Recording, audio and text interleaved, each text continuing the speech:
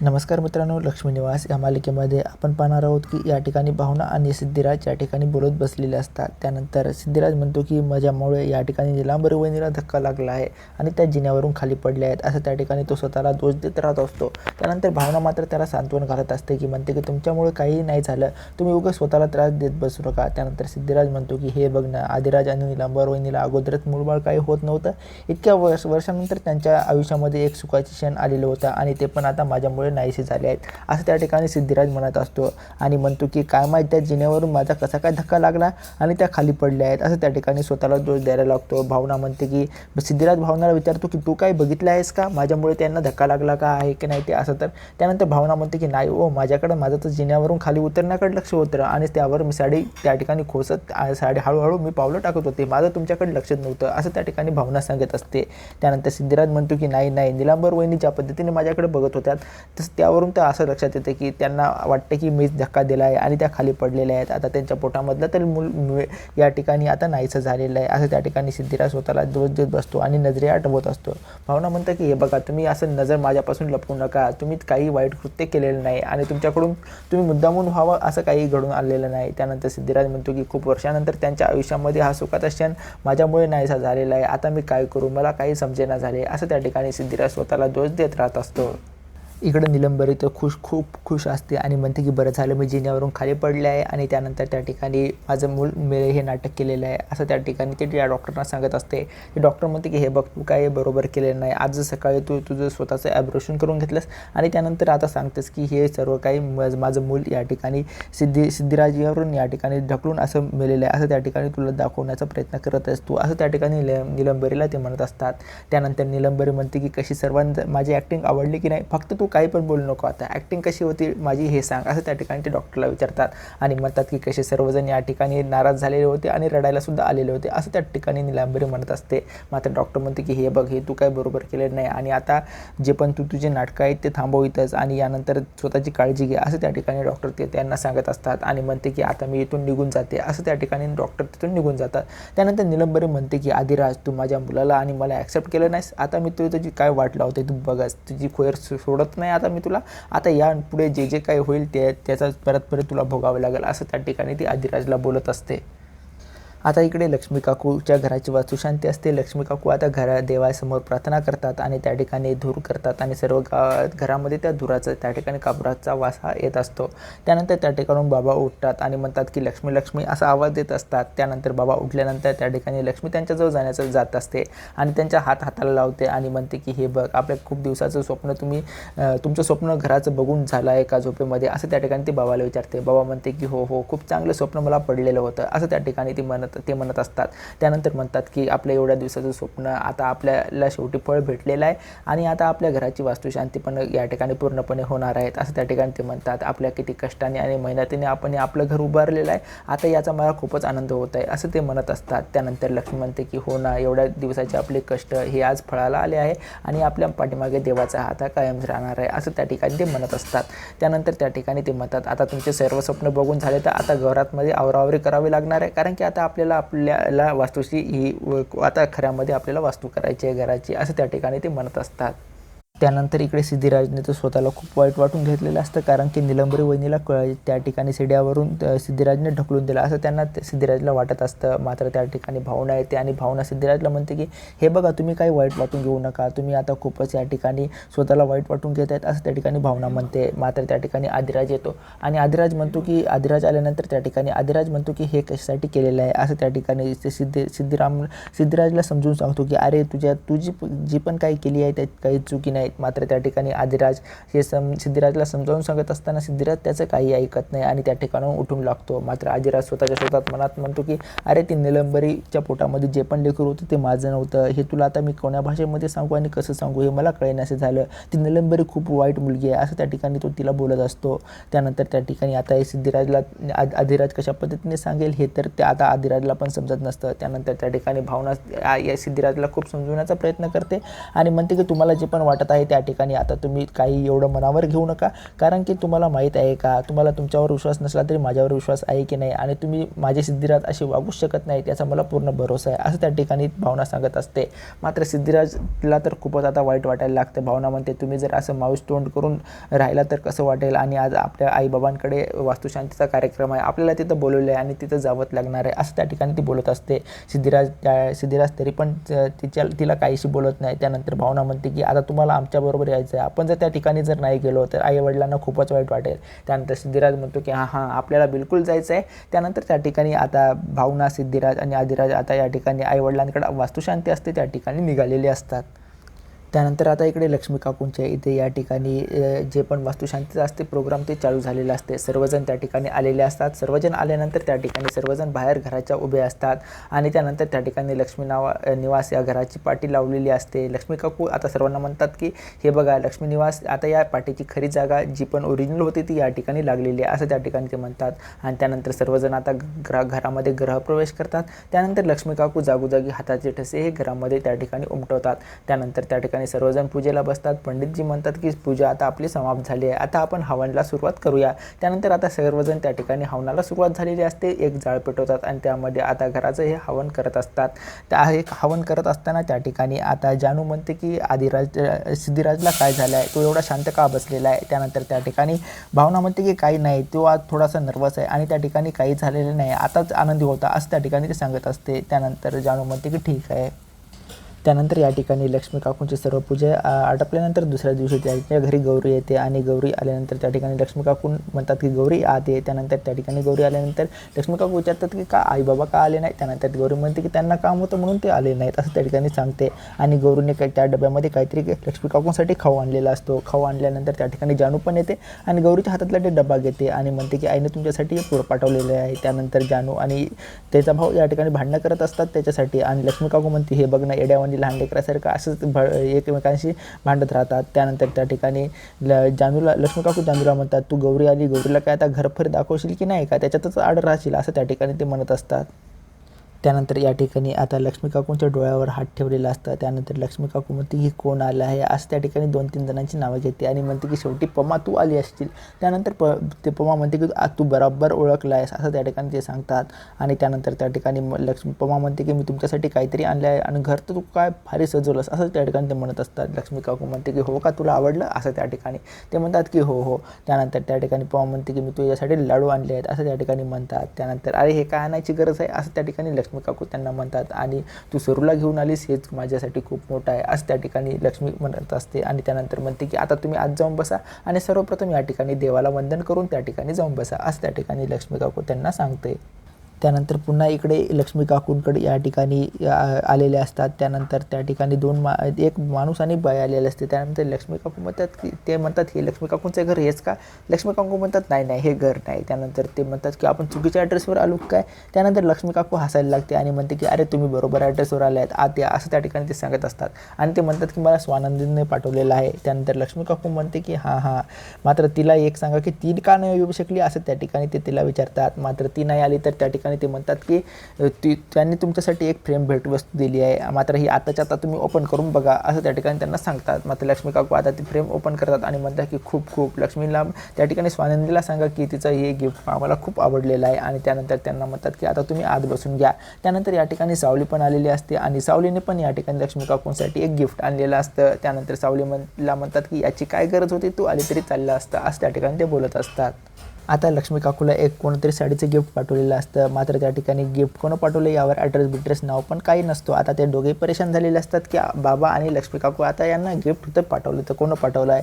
त्यानंतर त्या ठिकाणी सिद्धिराजच्या मोबाईलवर दीप कॉल करतो, व्हिडिओ कॉल करतो आणि त्या ठिकाणी सिद्धिराज लक्ष्मी काकूंना देतो की आणि त्यानंतर लक्ष्मी काकू म्हणतात का तुम्ही आले नाहीत, असं त्या ठिकाणी ते म्हणतात. दीप म्हणतो की लक्ष्मी काकू तुला गिफ्ट कसं वाटलं. त्यानंतर लक्ष्मी काकू म्हणते हे गिफ्ट तू पाठवलं साडीचं, अरे यायला तर काय झालं होतं, असं त्या ठिकाणी लक्ष्मी काकू त्याला विचारते. त्यानंतर दीप म्हणते की यावेळेस मला खूप काम होतं. मात्र त्या ठिकाणी बाबा म्हणतात आता पुढच्या वेळेस तर तू नक्की यायचं आहे, असं त्या ठिकाणी त्याला सांगत असतात. त्यानंतर दीप म्हणते हां चालेल की मी येऊनच जाईल, असं त्या ठिकाणी तो बोलत असतो. त्यानंतर इकडे लक्ष्मी काकूंच्या घरी सर्व पाहुणे आलेले असतात आणि सर्वजण एकत्र गोळा झालेले असतात. त्यात गौरी म्हणते की लक्ष्मी काकू काय पण म्हणा, तुम्ही घर खूपच भारी बांधलं आहे. लक्ष्मी काकू म्हणते तुला आवडलं का? सर्वजण म्हणतात की हो हो, घर आम्हाला सर्वांना खूपच आवडलं आहे. त्यानंतर सर्वजण म्हणतात की आता आमचा जाण्याचा वेळ झाला आहे, आम्ही निघून जातो. त्यानंतर तिथे जानू येते की आणि म्हणते की हे बघा आत्ता कोणीही कुठे जाणार नाही, काही जरी चालेल तरी मी कोणालाच जाऊ देणार नाही. सर्वजण विचारात पडतात की का जाऊ देणार नाही. त्यानंतर जानू म्हणते की आता सर्वजण एकत्र आलेच आहात तर या ठिकाणी एक सेल्फी होऊन जाऊ द्या. त्यानंतर त्या ठिकाणी जानू सर्वांचा सेल्फी काढते आणि फोटो काढल्यानंतर आता त्या ठिकाणी सर्वजण खूपच हसायला लागत असतात. त्यानंतर इकडे आता लक्ष्मी काकूंच्या घरी दादा आलेले असतात आणि दादा येत असताना त्या ठिकाणी लांबूनच घर बघतात आणि त्यांना एवढं भारी वाटतं. लक्ष्मीचं आपलं घर एवढं भारी कसं, त्या ठिकाणी दादाला प्रश्नच पडतो. त्यानंतर जेव्हा लक्ष्मीचं लग्न होत असतं तेव्हा त्या ठिकाणी लक्ष्मीला दादा म्हटलेला असतो की तू अशा भिकारड्या माणसासोबत लग्न करतेस, तुला काही वाटत तर नाही ना, असं त्या ठिकाणी त्याला विचारले असतं. मात्र आता यात करणार तरी काय. त्यानंतर आता दादांना प्रत्येक गोष्ट माहीत असते की आपल्याला आपण लक्ष्मीला काय काय बोललो आहे, लक्ष्मीच्या नवऱ्याला काय काय बोललो आहे. एक एक पाऊल जसं जसं दादा समोर टाकत असतात त्यांना सर्व गोष्टी या ठिकाणी आठवायला लागतात आणि म्हणतात की तू या भिकाड्यासोबत लग्न केलं आहे, जेव्हा तुम्हाला मुलंबाळ होतील तेव्हा तुम्ही काय करणार आहे का, ॲटो चालकासोबत तू लग्न केलंस, असं तू सर्वांना सांगत फिरशील का, असं त्या ठिकाणी लक्ष्मीला बाबा म्हणलेले असतात. त्यानंतर आता दादा घरी आल्यानंतर त्या ठिकाणी पाहतात तर काय, त्या ठिकाणी चक्क दादा आलेले असतात आणि लवकरच त्या ठिकाणी बाबा लक्ष्मीला बाहेर बोलवतात. हे बघ लक्ष्मी कोण आले, तू बघतस आहे एकदा. त्यानंतर लक्ष्मी खूपच खुश होती, दादा तू आलात. आणि त्यानंतर त्या ठिकाणी आता दादांना आतमध्ये घेतलेलं असतं आणि आतमध्ये आल्यानंतर दादाला आता खूपच भारी वाटतं की आपल्या लक्ष्मीने या ठिकाणी एवढं छान आणि सुंदर घर बांधलेलं आहे ते.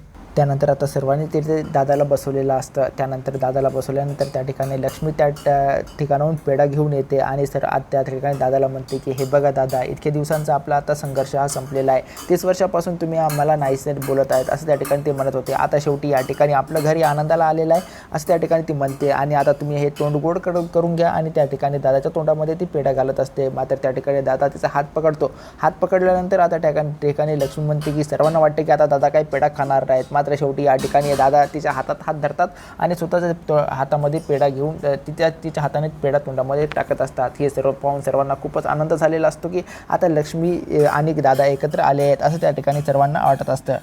त्यानंतर आता लक्ष्मी आणि दादा खूपच खुश असतात दोघेही. तेवढ्यात त्या ठिकाणी विश्वा येतो आणि विश्वाला त्या ठिकाणी दादा बघतात आणि म्हणतात की हे तू इथं कशाच काय आलं. त्यानंतर विश्वा म्हणतो की तुम्ही दोघे सख्खे बहीण भाऊ इतके दिवसापासून माझ्यापासून एक गोष्ट का लपवली आहे असं त्या ठिकाणी ते विचारायला लागतात आणि म्हणतात की आता तुम्ही काय करत आहात त्या ठिकाणी, असं त्या ठिकाणी त्यानंतर दादा म्हणतो की तू इथं काय करत आहेस आणि तुला कोणाच बोलवलं आहे इथं, तू इथून चालतं असं त्या ठिकाणी ते बोलत असतात. त्यानंतर त्या ठिकाणी विश्वा म्हणतो की मला या ठिकाणी जान्हवीने बोलवलेलं आहे असं त्या ठिकाणी ते सांगत असतात.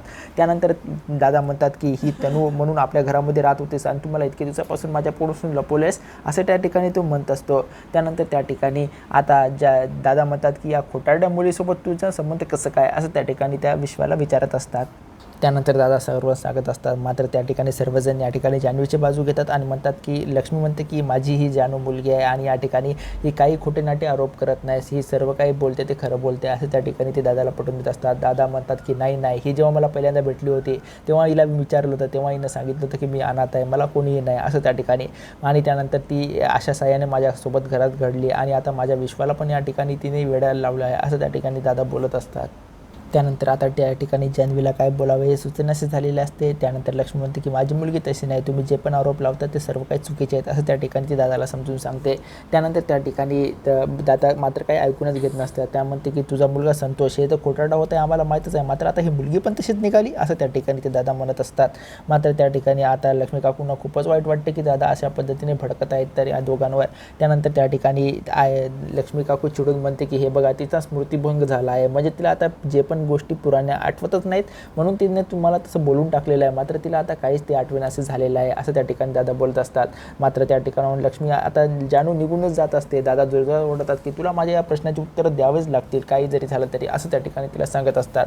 मात्र आता त्या ठिकाणी आईने तरी या ठिकाणी लक्ष्मीनं म्हणलेलं असतं की आता स्मृतिभंग झालेला आहे. सर्वजण त्या ठिकाणी आता जानूची बाजू घेत असतात आणि सर्वजण म्हणतात की सिद्धिराज म्हणतो की जानू अशी काही करूच शकत नाही, तुम्ही यावर असं दुर्लक्ष करून टाका असं त्या ठिकाणी दादांना सांगत असतात. दादा म्हणतात की ठीक आहे, तुम्ही म्हणसातले मी बरोबर मान्य करतो, आज तुमच्या आयुष्यातला सर्वात मोठा दिवस आहे असं त्या ठिकाणी आता लक्ष्मीच्या जवळ दादा गेलेले असतात. लक्ष्मीला धरून या ठिकाणी बाबाच्या बाजूला उभे करतात.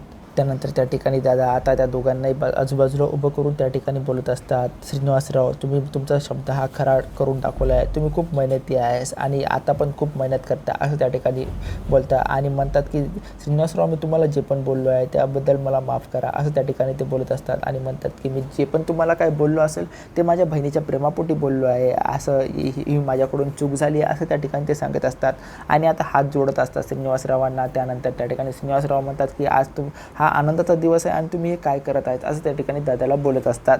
त्यानंतर श्रीनिवासराव म्हणतो की माझ्याकडून पण काही चुका झाल्या असतील त्या आता तुम्ही पोटात घालून घ्या, मात्र तुम्ही या ठिकाणी आलात हेच आमच्यासाठी खूप भाग्याचं आहे आणि तुमच्या ज्या आपण बहिणीचा आनंद आहे आता ते गगनात मावेनासं झालेलं आहे आणि आता या ठिकाणी सर्वजण आपण खुश आहोत असं त्या ठिकाणी श्रीनिवासराव बी त्यांच्यासमोर हात जोडत राहतात. त्यानंतर आता सर्वजण त्या ठिकाणी खुश होतात कारण की दोघांनीही एकमेकांना माफ केलेलं असतं.